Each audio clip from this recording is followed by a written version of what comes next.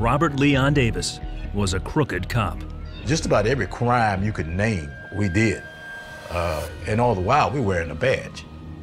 Because someone with a badge has a lot of power. He grew up a hard-headed child in the care of his Christian grandmother. She used Bible stories to teach him right from wrong. She said, one day you will remember, when I'm gone, you will remember the things I'm telling you now.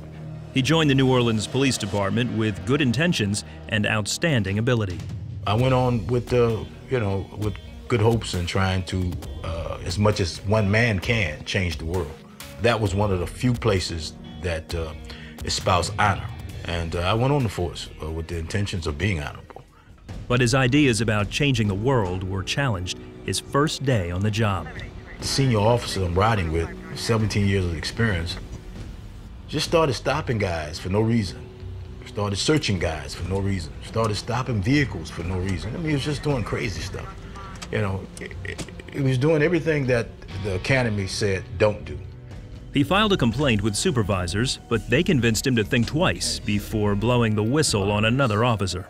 So at that very moment, I realized what I was getting involved in. I realized that this particular force I was on was corrupt, but I realized that I had two choices to make. Either I get out of this, or either I join the club. And unfortunately, I joined the club. Everything Grandma told me is out the door now. Corruption is deep within me. I think at the rate I was going, I could have wound up killing somebody. Robert and his partners administered their own form of street justice.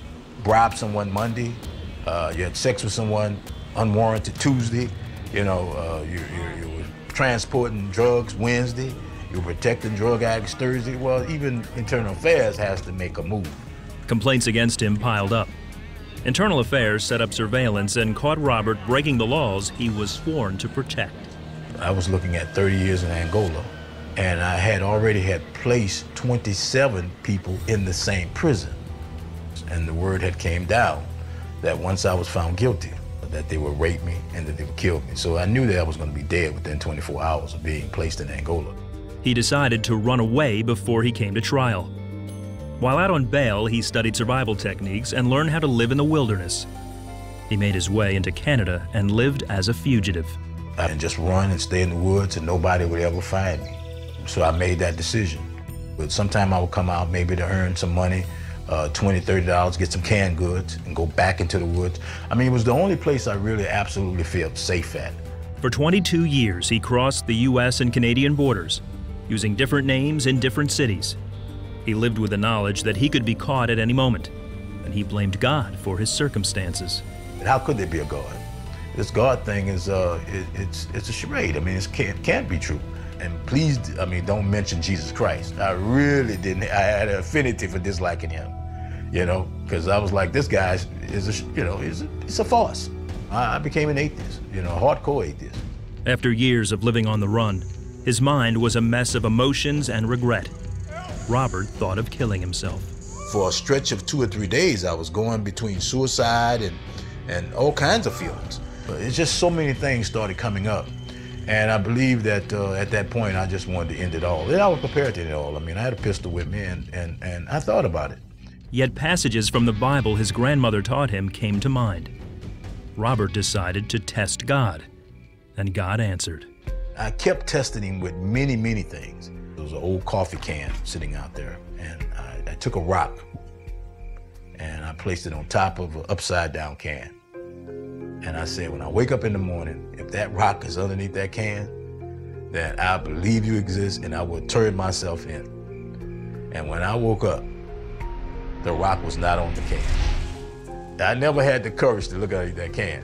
When you really think you're dealing with the living God in person in the middle of the woods of Tennessee, that's a very, very scary feeling.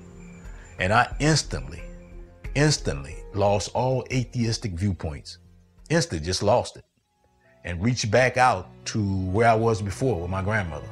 Visions of my grandmother and visions of Bible passages began to come back in my head. And I, that very next day, surrendered to law enforcement. But I had first surrendered to God.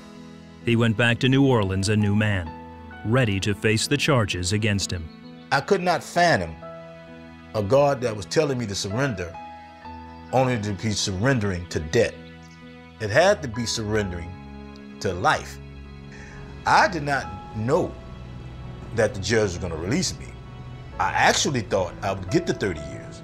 She felt that I had served time and that she was going to take a chance on me. She told me that. I'm going to take a chance on you.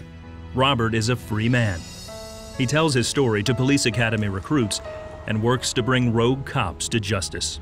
I feel that my very reason for coming back out of the woods is to help people, at least assist one cop to not do what I did, and that it will cause a common citizen to report a cop that's bad. As he looks back on his 22 years on the run from God and the law, he now knows that he was never alone. God was there for me, and he's there for me now. I forgot God, and I hated him. But God didn't forget me. And as much as I hated him, he loved me.